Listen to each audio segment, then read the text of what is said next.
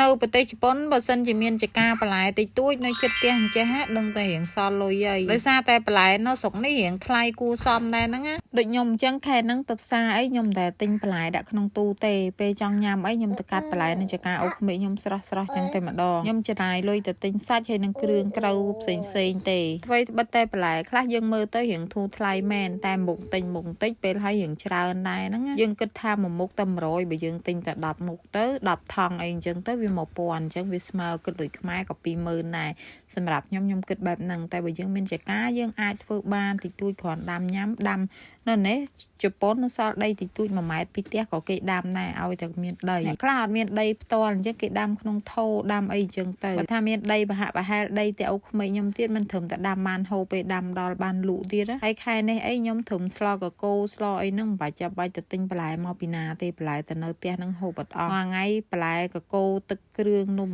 ចុកអូបងប្អូនហើយយ៉ាបេះជពលល្ងាចនៅហ្នឹងហ្មងមើលតែអស់សាច់ហ្នឹងទៅសារទិញតែសាច់មកអូខេហើយតែមិនឃើញសមចៃហ្នឹងវាសល់អីណាទេក៏ប៉ុន្តែគ្រាន់ថាយើងគ្រាន់បើជាងដែលខែតិចបន្លែថ្លៃហើយអត់មានបន្លែ